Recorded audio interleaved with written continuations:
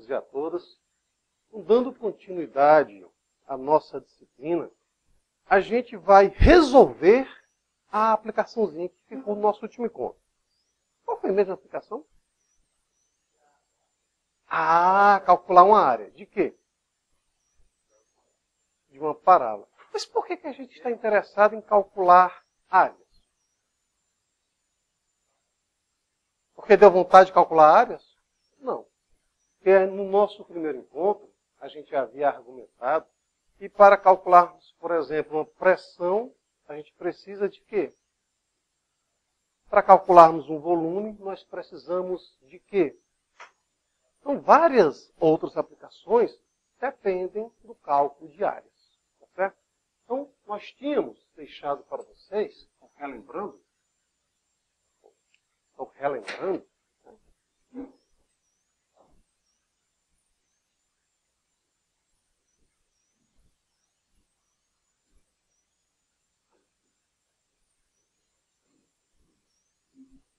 era de 0 até 3, e aqui é o 9, só recordando que nós estamos sem escala, no nosso eixo horizontal, né?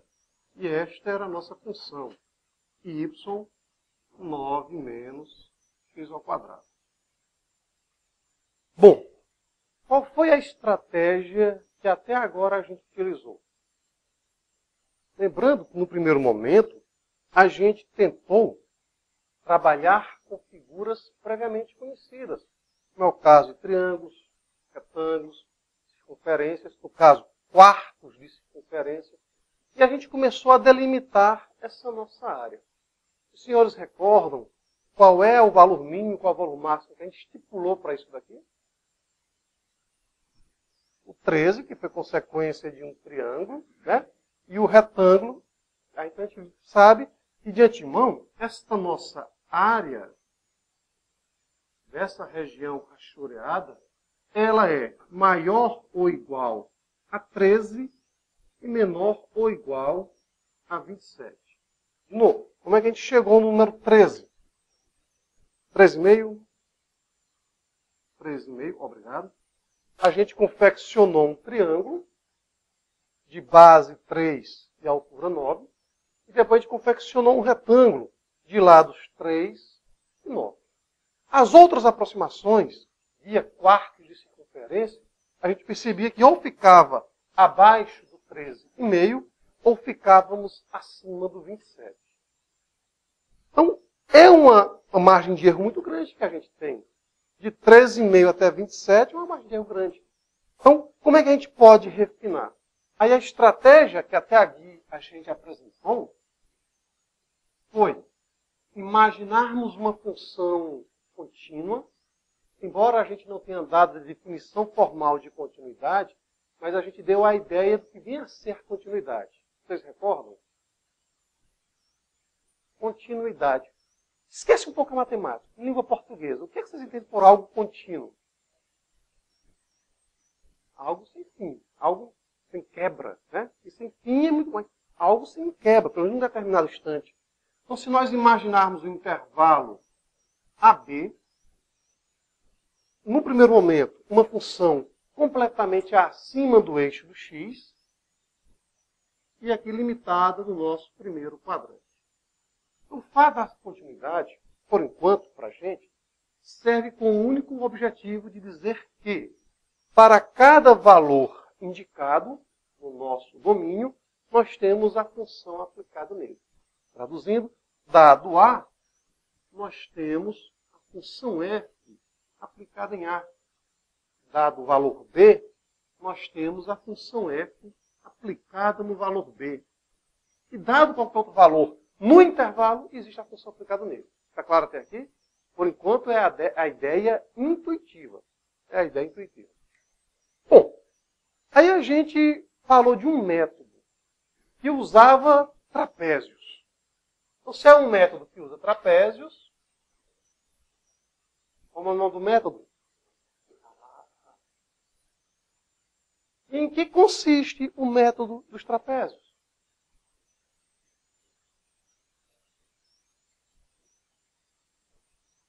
A priori, construir trapézios. Quantos? Ora, é a ideia do mais melhor. Mais melhor? Não. Quanto mais trapézios nós usarmos, melhor vai ser o nosso refino, melhor vai ser a nossa aproximação. O que foi que a gente considerou para a comodidade? No primeiro momento, indicamos que o A vai ser o nosso x índice 0 e o B vai ser o nosso x índice n. Posso começar com x índice 1? Pode. Você é livre para escolher. A comodidade de começarmos com o x índice 0 é na forma de recorrência que a gente vai encontrar mais adiante.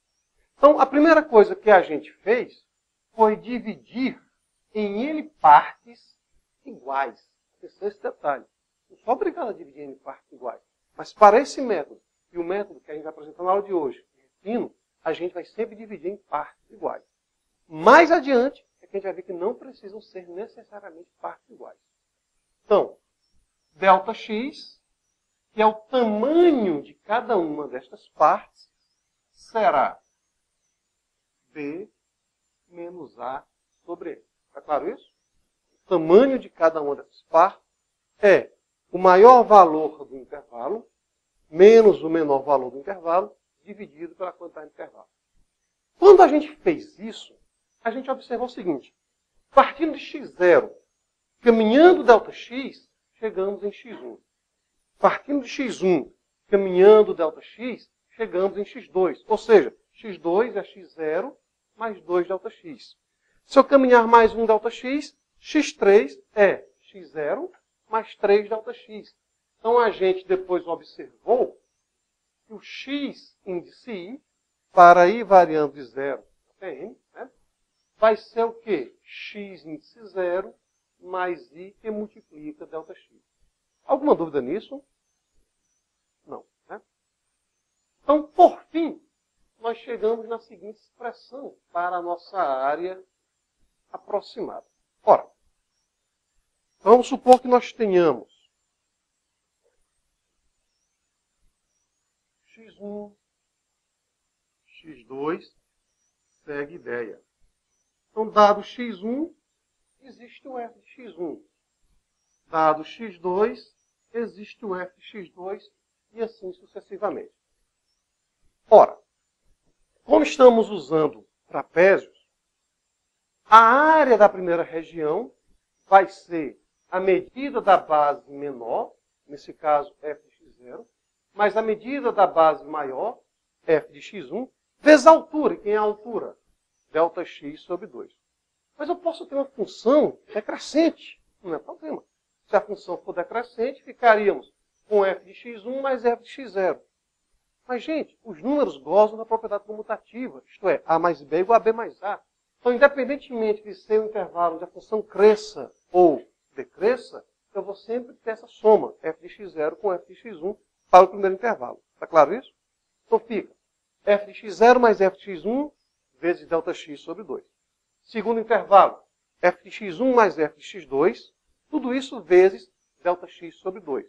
Terceiro intervalo, f de x2 mais f de x3 vezes Δx sobre 2 e segue a ideia. O que a gente pode colocar em evidência? Δx sobre 2. Ao colocarmos o Δx sobre 2 em evidência, o que a gente observou? Ficamos com f de x0, f de x1 do primeiro intervalo, f de x1 com f de x2 do segundo, f de x2 com f de x3 do terceiro e assim por diante. Vamos até o nésimo intervalo. Então, exceto os extremos, o que ocorre com os intermediários? São somados duas vezes, ou seja, podemos somar os intermediários e multiplicar por 2. Então, ficamos com f de x0 mais duas vezes f de x1 mais duas vezes o antecessor do xn. Isto é, basta subtrair uma unidade do expoente, do índice, perdão.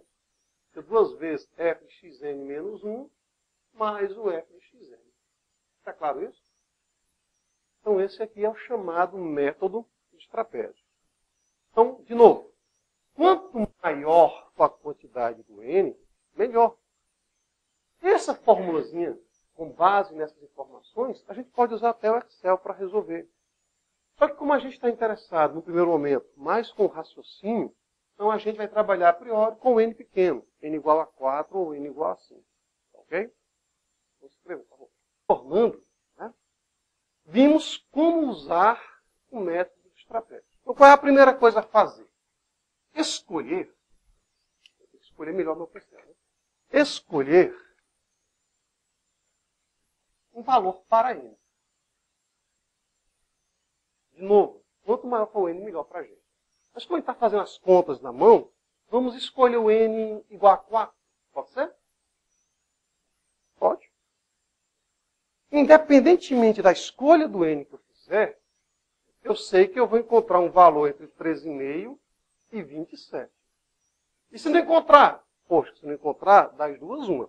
Ou a gente deduziu a fórmula errada, ou a gente analisou esse intervalo de maneira errada. Ok? Das duas, uma. Então vamos escolher o n igual a 4. Conforme a nossa expressão, quem é o ΔX? Ora, o ΔX vai ser o maior valor do intervalo, 3, menos o menor valor do intervalo, 0, dividido por 4. Ok, gente? 3 menos 0 dividido por 4. O maior valor do intervalo, menos o menor valor do intervalo, dividido pela quantidade de intervalos que a gente está considerando. Então fica 0,75. Caso vocês não queiram trabalhar com fração. Descobrimos o ΔX. E agora o que a gente faz? A gente faz a observação na nossa expressão. A expressão é ΔX sobre 2. Então basta depois dividir esse rapazinho por 2. Vezes, aí abre colchetes. A função aplicada em x índice 0, no caso vale 0, mais a função aplicada no x índice 1, mais a função aplicada no x índice 2, mais a função aplicada no x índice 3. Lembrando que esses intermediários, de x1 até x3, serão multiplicados por 2. Mais a função aplicada em x índice 4, que no caso é a função aplicada em 3. Opa, peraí. Eu sei quem é o x índice 0 e o x índice 4. E quem são os intermediários? Porque para eu aplicar a função neles, preciso saber quem são eles.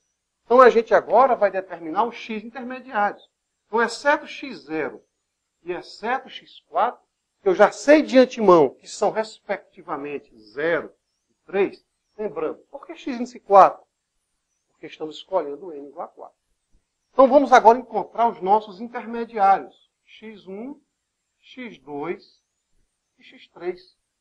Ora, ou vocês usam a nossa formazinha de recorrência, xi é igual a x0 mais ΔX, ou gradativamente vamos fazer a nossa construção. Isto é, dado x0, ao acrescentarmos ΔX, chegamos em x1. Então quem é o x1? É o x0, que é 0, mais ΔX, que fica 0,75. Do x1 para chegar no x2, basta acrescentar ΔX. Ou seja, é 0,75 mais 0,75, que é 1,50. Então nós estamos progredindo nessa nossa caminhada, sempre acrescentando algo. Sempre aritmetizando algo. Ixi, progredindo, aritmetizando. O que vocês recordam disso lá no ensino médio? Progressão aritmética. Então, repara, o que vocês aprenderam no ensino médio está sendo usado aqui. Essa ideia aqui dos índices, sucessor e antecessor. Quarto ano do ensino fundamental. Então, tudo que vocês viram, gente, só vai ser aqui um pouco refinado, em alguns casos. Em outros casos, a gente vai descobrir o porquê de funcionarem. E o x3 vai ser o x2 mais ΔX, e dá igual a 2,25. Lembrando, posso dizer que x2 é x0 mais 2 ΔX? Pode. Posso dizer que o x4 é x0 mais 3 ΔX? Pode, mas convém. Você já tem o x4? Ou o x índice 4? Então, fizemos isso daqui por quê? Porque na nossa expressão matemática, precisamos da função aplicada nos intermediários. Está claro até aqui? Escrevam, por favor. Então, dando continuidade, escolhemos o n igual a 4 e descobrimos os nossos x índices i, isto é, os valores intermediários, exceto os nossos extremos, x índice 0, que é o próprio 0, e x índice 4, que é o 3.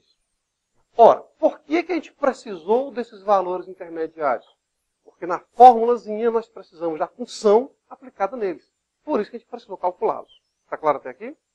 Bom, então, f de x0 é o f de 0. Nossa função é 9 menos x ao quadrado. Logo, substituindo x por 0, descobrimos que o f de 0 vale 9.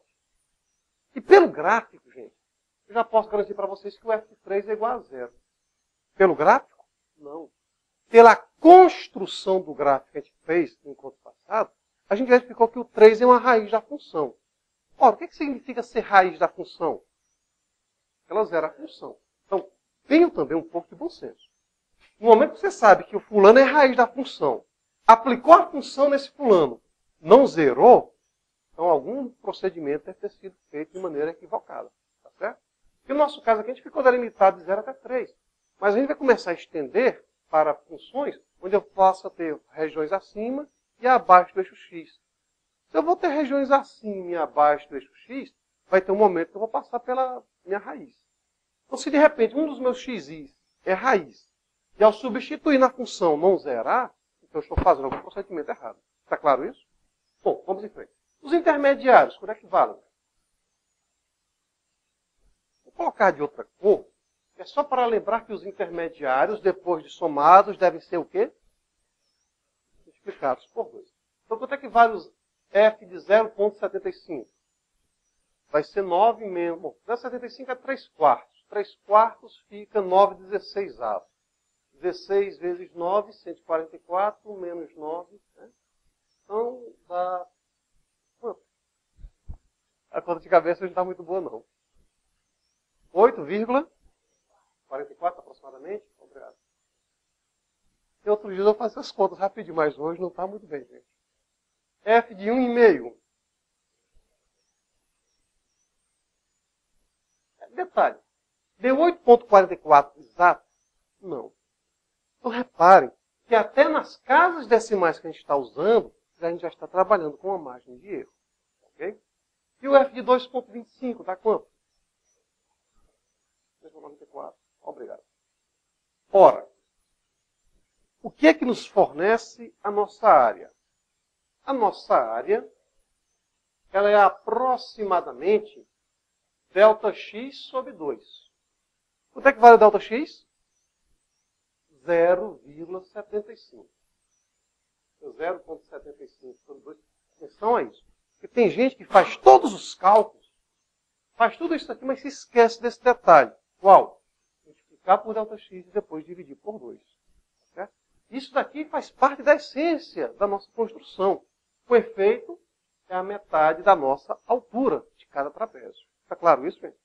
Então, às vezes, faz só isso e se esquece de multiplicar por ΔX sobre 2.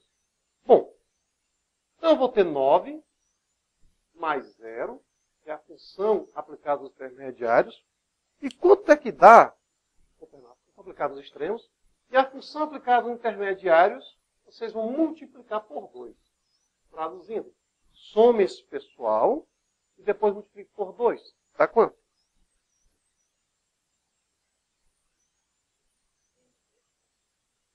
28?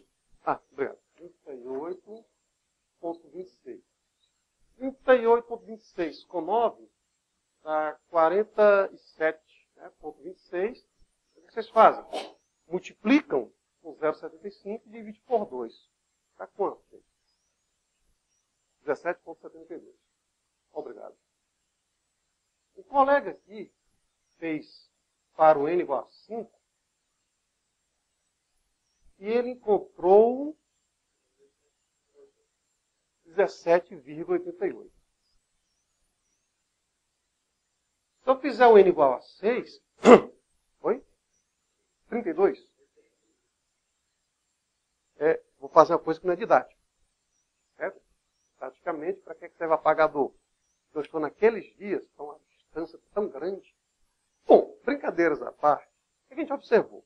N igual a 4, 17,72. N igual a 5, 17,82. Se eu fizer o n igual a 6, vou encontrar uma melhor aproximação.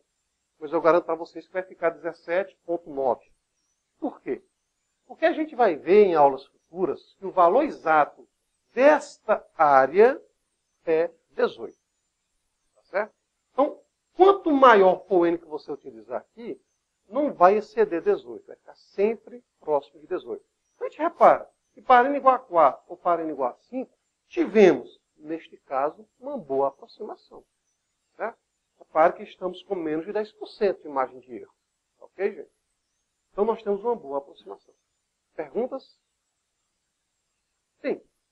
Vamos tentar, então, refinar o método estratégico. Daqui a pouco a gente faz isso. Vamos copiar. Então, a gente viu que o método dos trapézios dá uma boa aproximação. Certo? Então, n igual a 4, n igual a 5, n igual a 6, são os valores que a gente recomenda para a escolha da quantidade de intervalos se você for fazer as contas na mão. Certo? No primeiro momento é até interessante fazer essas contas na mão, porque vocês estão preparando o cérebro de vocês para interpretar a escrita matemática. Ok?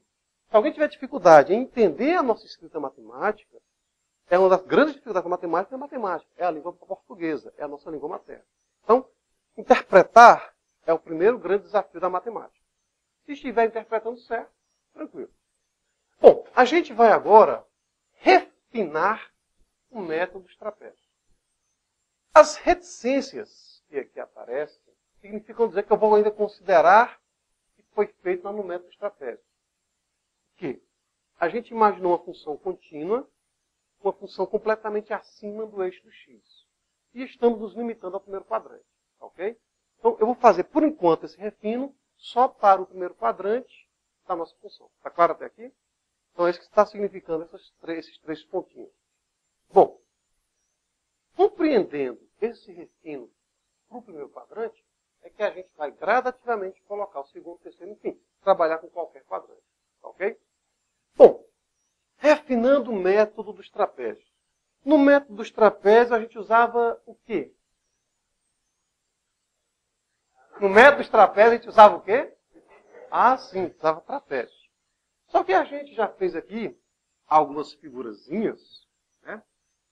Onde a gente observa que, ao dividirmos esse intervalo em n partes iguais,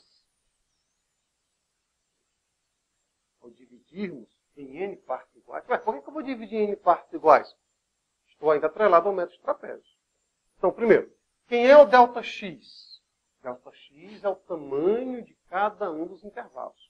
Então, ΔX será B menos A sobre N. Então, ao dividirmos em n partes iguais,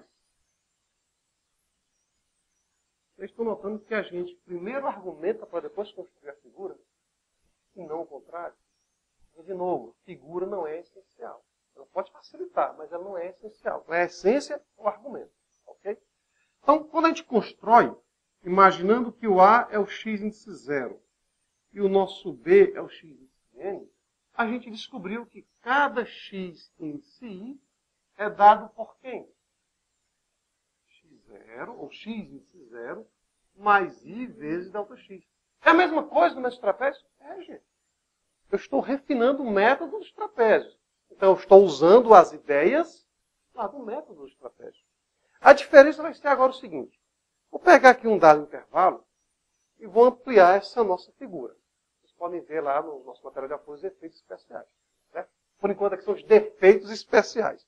Então, imaginando um determinado intervalo, vamos supor de x1 até x2, mas pode ser de x7 até x8, x48 até x49, pode? Pode.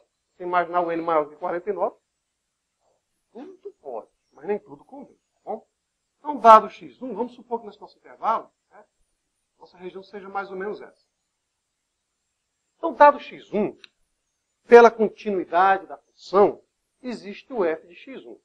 Então, esse pedacinho aqui, posso dizer que a sua medida é f de x índice 1. Está claro, gente? Dado x2, pela continuidade da função, existe o f de x índice 2. Vai ser essa medida. Lembrando, vou agora unir os pontos x1, f de x1 até x2, f de x2? Não. Se eu fizer isso, eu recaio no método dos trapézios. A ideia do refino refinar. O que vocês entendem por refinar? Você está melhorar. Melhorar o quê? Os argumentos. A gente nota que a nossa expressão do método trapézio ficou um pouco longa. Com efeito, o que é que eu preciso para usar? Encontrar o ΔX, dividir por 2. Depois, encontrar cada um dos x's, aplicar a função em cada um deles, os valores aplicados nos x intermediários são multiplicados por 2, depois eu somo com os extremos, multiplico por ΔX sobre 2. Então são 8 procedimentos. 7, esse 2 é que foi mais, né? Então são 7 procedimentos. O que seria aqui refinar? Em vez de usar 7, 8, 3 ou 4. Ou seja, utilizar menos argumentos. Está clara a ideia? Então, quanto menos argumentos para a gente, é o que significa um refino da nossa ideia. Então, quanto menos, melhor. Tá bom? Não confundir com mais melhor no tocante a. Quanto mais intervalos, melhor a aproximação. Aqui a ideia agora do refino é, quanto menos argumentos forem necessários para resolver o problema, melhor para a gente. Então, a gente vai trabalhar com retângulos, em vez de trabalharmos propriamente com trapézio. Então, vamos imaginar um retângulo cuja altura seja f de x índice 2. Vamos imaginar um retângulo cuja altura seja f de x índice 2 e a base seja ΔX. Algo me impede de considerar o f de x1? Não, nada me impede de considerar o f de x1. Tá certo? Então, por escolha, eu estou pegando sempre o x do maior intervalo. Por quê? Ou extremo direito do intervalo? Porque a gente fez uma formulazinha de recorrência a partir do maior valor do intervalo. Está claro isso? De x0 a x1, x1 a x2, a gente está pegando o maior. Então, a gente está, por comodidade, observando o maior valor do intervalo. Então, repara que a gente acabou incluindo algo que não fazia parte da nossa área. Essa região aqui, ó. Concordam comigo? Mas eu posso ter algum intervalo onde, de repente, o f de xi esteja a altura abaixo da nossa região. Em outras palavras, eu vou trabalhar em cima de uma expectativa. Em alguns intervalos, eu vou incluir algo que não faz parte da minha região, e em outros intervalos, eu vou excluir algo que não faça parte da minha região. Está claro isso? Então, qual é a ideia? Aquilo que eu incluo seja aproximadamente igual àquilo que eu excluo. Ok? Bom, então vocês concordam comigo que a nossa área total, já que estamos trabalhando com aproximações, vai ser a seguinte. Bom, para esse nosso caso aqui, eu peguei o segundo intervalo. Poxa, por que segundo intervalo? Porque o primeiro seria de x0 até x1. Então, de x0 até x1 é o primeiro intervalo. De x1 até x2, segundo intervalo. x2 até x3, terceiro intervalo. xn-1 até x índice n, nésimo intervalo. Está claro isso? Então, quem é a minha área? A minha área é o somatório desses intervalos. Ou seja, é o a índice 1 mais o a índice 2 mais a índice n. Está claro, gente? Ora, é a mesma ideia que a gente aplicou nos trapézios. A diferença começa a surgir agora. Quem é a minha área do primeiro intervalo? Vai ser a minha base, ΔX, vezes a altura do primeiro intervalo. A altura do primeiro intervalo eu vou considerar o f de x índice 1. Então, a área do primeiro intervalo vai ser f de x1 vezes ΔX. A área do segundo intervalo, f de x índice 2 vezes ΔX, mais a área do meu nésimo intervalo será f de x índice n vezes ΔX. Quem é que a gente pode colocar em evidência? ΔX. Então, isso aqui é aproximadamente ΔX, que multiplica f de x índice 1 mais f de x índice n. Até aqui alguma dúvida na nossa escrita? Não? Pois escrevam, que a gente vai colocar agora uma anotação para isso. Continuando. Então, a gente está pegando, para cada intervalo, a função aplicada no meu extremo da direita. Ok? Então, primeiro intervalo, que vai de x0 até x1, a nossa altura seria o f de x índice 1. x1 até x2, a altura é o f de x índice 2 e assim por diante. Nada nos impede, mais uma vez, de pegarmos o pessoal da extrema esquerda. Isto é, f de x1 para o segundo intervalo, f de x índice 0 para o primeiro intervalo e assim por diante. Chegando nisso daqui, a gente vai agora inserir algo que vocês trabalharam lá no ensino médio, né, mas que não davam muita importância. Que agora isso aqui vai ser significativo para a gente. Primeiro, estamos trabalhando com uma soma. A soma começa com a letrinha S. Em grego, o nosso S é indicado pelo sigma. Então isso daqui é um somatório. Né? Um somatório. O que é que se repete nesse somatório? A gente nota que tem F e o X, e os parênteses. Então ficamos com F e X. Agora, o que é que varia nesse nosso somatório? O que está variando o somatório são os nossos índices. Daí colocarmos uma variação que vai de 1 até N. Que índice é esse? Aí você escolhe. I, J, K, L, M, N, você escolhe. Como já estamos fazendo uso do índice I, por que não considerar indicando I? Então fica somatório de f de x índice I, com I variando de 1 até N. Okay? A gente vai agora refazer aquele nosso exemplo, considerando o N igual a 4, e a gente vai ver que a nossa margem de erro vai ser muito grande. Depois é que a gente vai começar a interpretar algumas operações matemáticas que envolvem o somatório. Certo? A primeira delas é que a gente observou o seguinte: aquilo que é constante pode ficar fora do nosso somatório. Isto é, o somatório de uma constante que multiplica uma função é uma constante vezes o somatório desta função. Essa ideiazinha, a gente depois vai perceber que ela vai ficar replicada em várias aplicações do nosso cálculo. Tá bom? Então a gente vai refazer o nosso problema considerando o N igual a 4. Certo? Peraí. Considerando o N igual a 4. Eu estou refinando o método dos trapézios. Então o que a gente fez anteriormente, a gente pode aproveitar.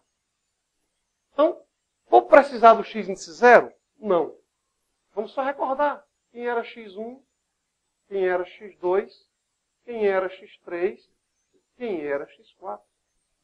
Estou reaproveitando. O x1 foi 0,75. Hã? É a mesma função. Não, a gente está revisando o problema anterior. Tá certo? Então foi 0,75, 1,5, 2,25 e 3. Né? Estamos revisitando aqui o nosso problema. E, por sinal, como estou já de antemão dizendo para vocês, a aproximação aqui vai ser péssima. Por quê?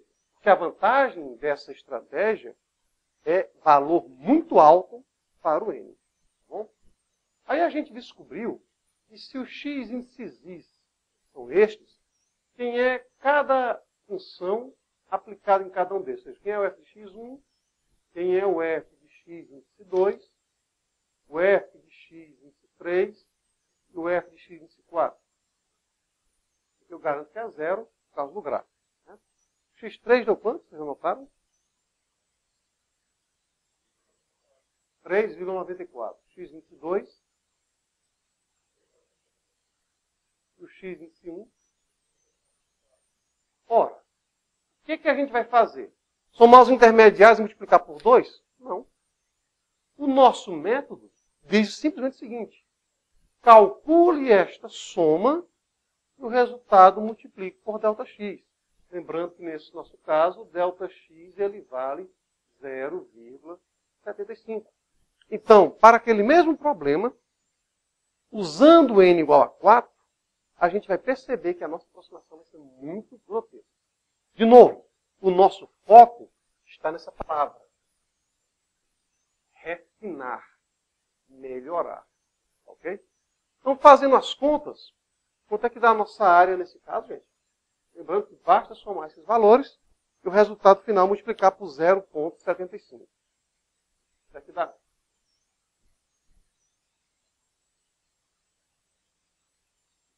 Essa soma intermediária você está aqui zero também, não foi? 33, eu acho que era 37, eu era 27.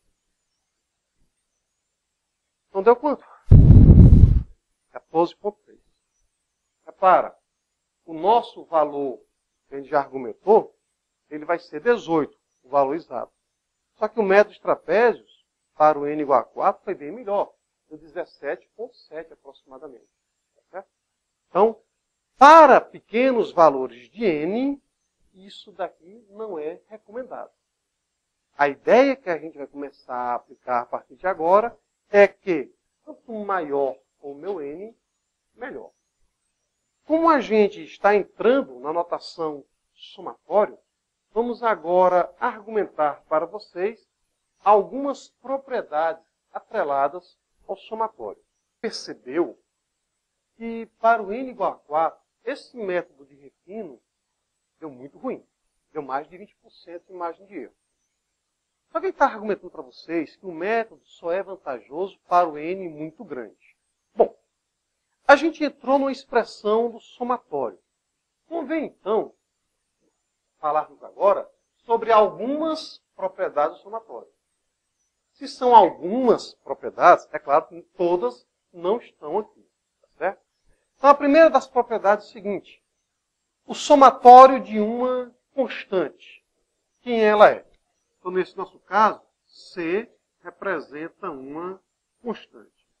Mas, no que eu estiver escrevendo aqui, onde aparecer C, entendam que é uma constante. Ora, somatório de I varendo de 1 até N de C, quem varia não seria o nosso I? Cadê o I aqui? Não tem. Aliás, não está explicitado. Eu vou fazer uso aqui de um artifício, porque esse tipo de artifício é o que a gente vai começar a usar no nosso curso. O português agora foi fraca, né? Mas tudo bem. Ou seja, é fazer, aspas, matemática. Só que a nossa matemática são truques, porque a gente consegue perceber a origem desse truque. Isto é, quanto é 3 vezes 1? 10 vezes 1? 45 vezes 1? Concordo comigo que qualquer número é ele vezes 1. Todos concordam? Beleza. Se qualquer número é ele vezes 1, os senhores e as senhoritas concordam que qualquer número não nulo elevado a zero vale 1.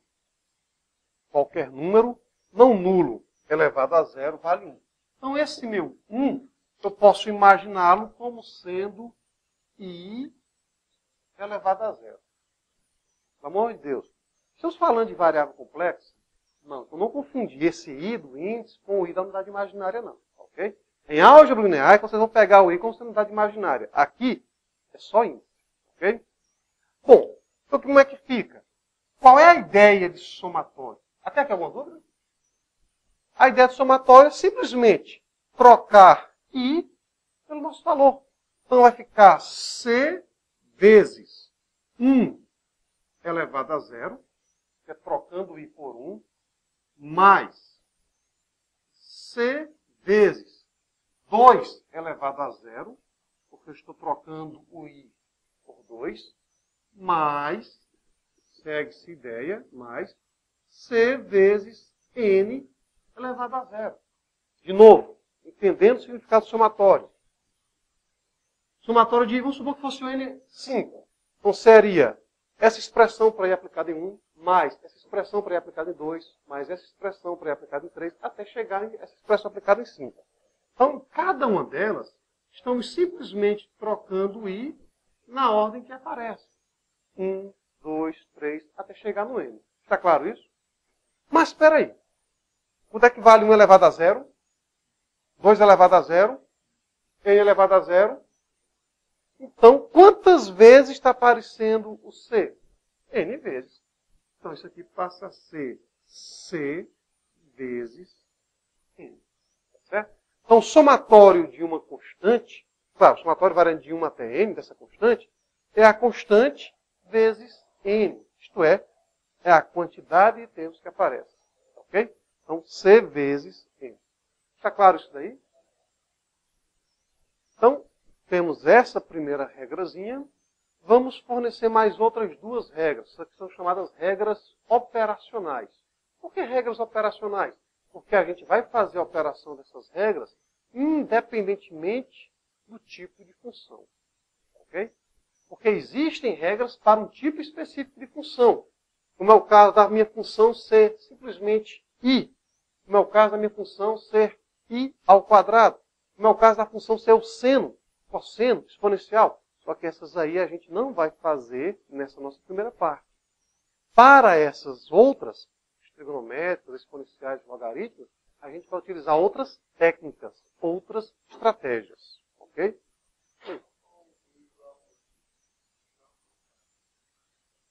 Porque aqui a gente está partindo daqui da esquerda. Está fazendo essa construção. Se fosse, vamos supor, C vezes I, C vezes seno de I. Opa!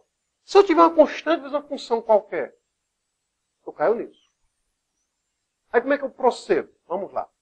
Vocês concordam que essa expressão ficaria C vezes f de x1 mais C vezes a função aplicada em x índice 2 mais, segue-se ideia, C vezes a minha função aplicada em x índice n. O que a gente repara? A gente pode colocar alguém em evidência?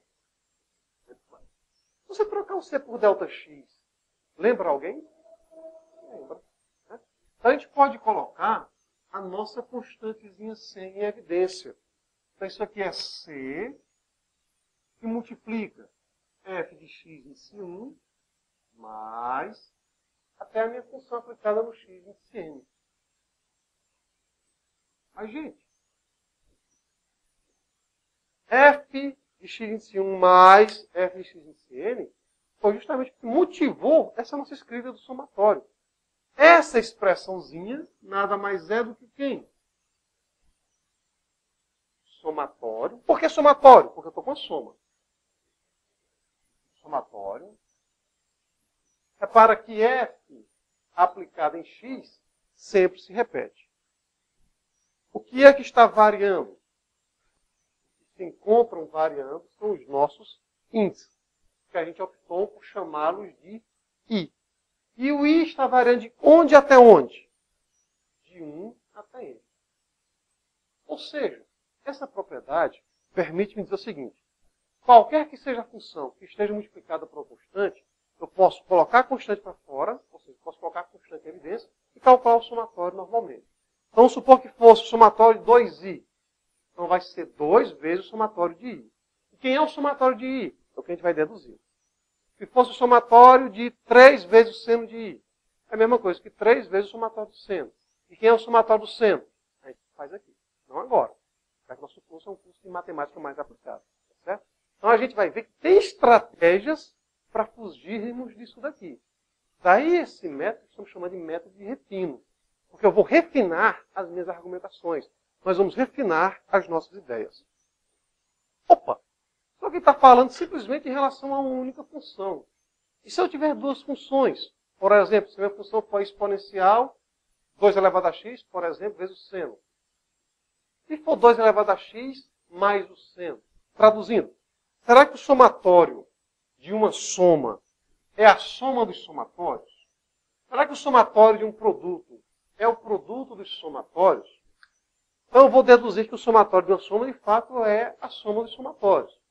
E vou deixar para o material de apoio a dedução de que o somatório do produto não é o produto dos somatórios. Ok? Entendendo? Isso daqui, vocês concordam comigo, que fica, uma abuso aqui nos nossos colchetes, tá bom? Fica f de, f de x1 mais g de x1 mais, nos abusando aqui, na verdade, deveriam ser os colchetes, né?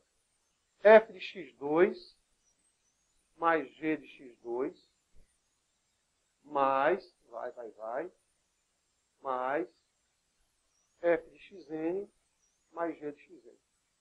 Mas me diga uma coisa. Você tem a seguinte soma. 1 mais 3 mais 20. Algo te impede de somar primeiro 1 com 20 e depois somar com 3? Não. Imagina agora 5 termos. 1 mais 2 mais 3 mais 4 mais 5. Eu sou obrigado a calcular 1 mais 2, depois somar com 3, depois somar com 4, depois somar com 5. Ou eu já posso pegar o 1 com 5 logo diretamente? Algo me impede? Não. Então, formalmente falando, eu posso usar aqui a propriedade comutativa. Comuto f de x2 com g de x1. Aí depois eu pego o bloco g de x1 com g de x2, comuto com f de x3. Traduzindo, nessa nossa argumentação que a gente fez há pouco tempo, posso somar todos os f's e depois posso somar todos os g's. Concordam comigo? E vocês concordam? Então a gente dá um saltozinho numa linha, no material de apoio a gente formaliza tudo isso, e eu posso garantir para vocês que o somatório de uma soma é a soma do somatório. Esquisito, né? Somatório de uma soma, soma do somatório? É. Só que depois a gente vai falar que o somatório vai ter uma nomenclatura mais formal, mais usual, mais prática. Ela vai ser chamada, claro, quando a gente fizer aqui os ajustes, de integral. Certo? Então a gente está preparando indiretamente o caminho das chamadas integrais. E o que a gente está operando aqui, e a gente depois vai ver como faz as operações para resolver os problemas, são técnicas para resolver somatórios. O somatório eu estou vendo como integral, vai indiretamente já apresentar para vocês as chamadas técnicas de integração. Bom, só que surgiram algumas perguntinhas básicas.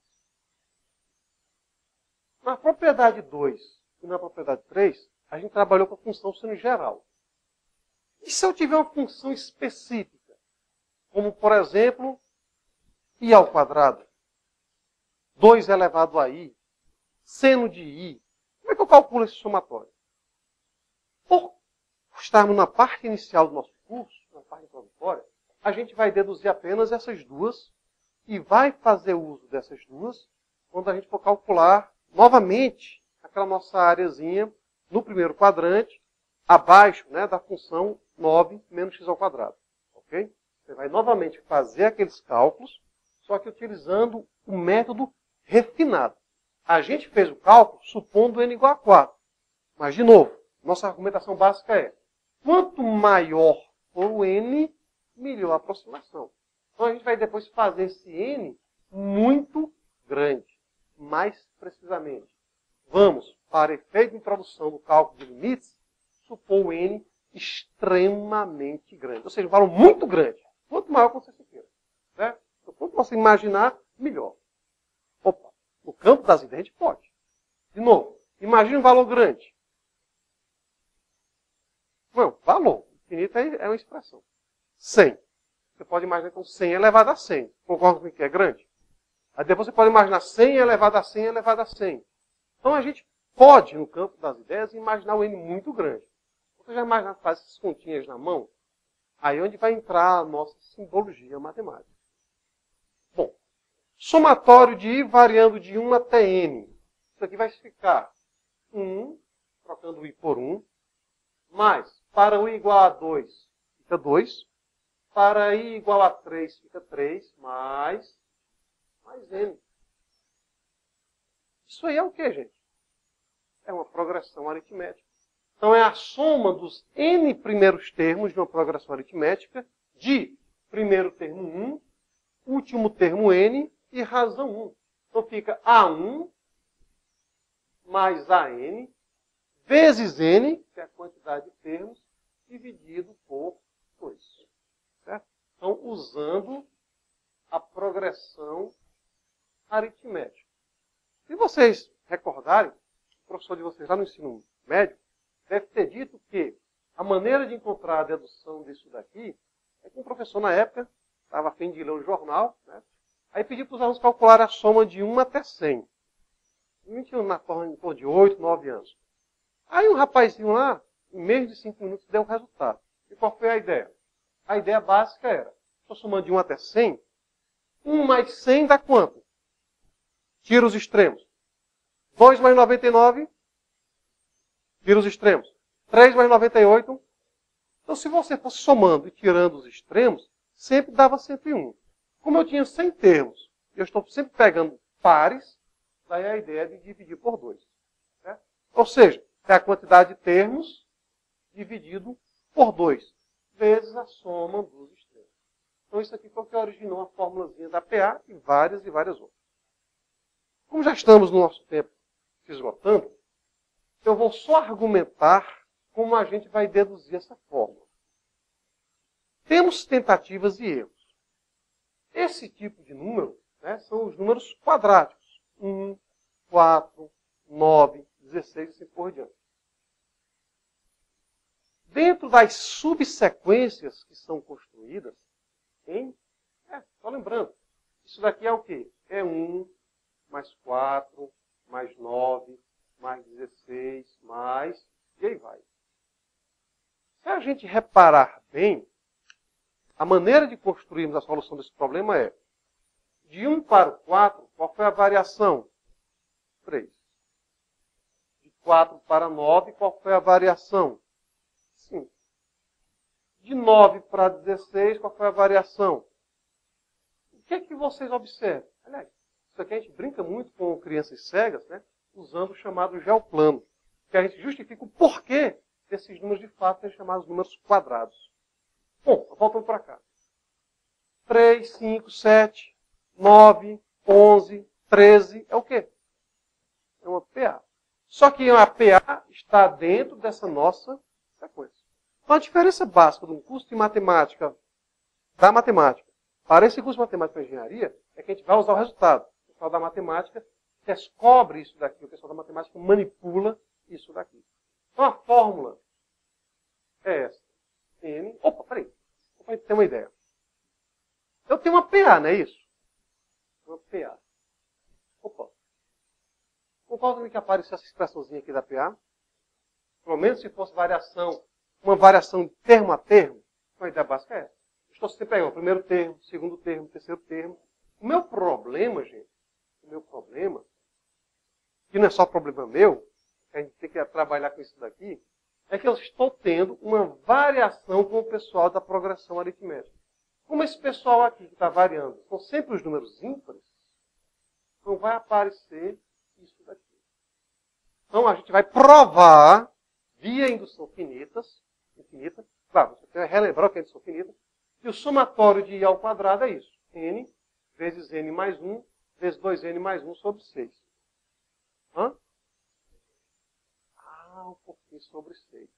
O sobre 2 está claro, né? O sobre 3 é dessa manipulaçãozinha que tem dentro. Que aí, como é mais análise, aí a gente não entra no detalhe. Tá certo? Mas vamos testar. Suponha o N igual a 1. Se o N for igual a 1, será que eu encontro apenas o número 1? Vamos ver. 1 mais 1 dá 2. 2 vezes 1, 2 mais 1, 3. 3 vezes 2, 6. Por 6, dá 1. Se o N for 2, esse somatório aqui deve dar quanto? 5. Vamos testar? 2 vezes 3, 6. Por 6 já cancela. 2 vezes 2, 4. Mais 1, 5. Para o N igual a 3, esse somatório deve dar quanto? 10, 14. Bora testar? 3, né? Para o N igual a 3. 3 mais 1, 4. 4 vezes 3, 12. 12 por 6 dá 2. 3 vezes 2, 6. Mais 1, 7. 7 vezes 2, 14. Então a gente está notando que para os valores que a gente está imaginando, 3, 4, 5, isso aqui acontece. Mas quantos números nós temos?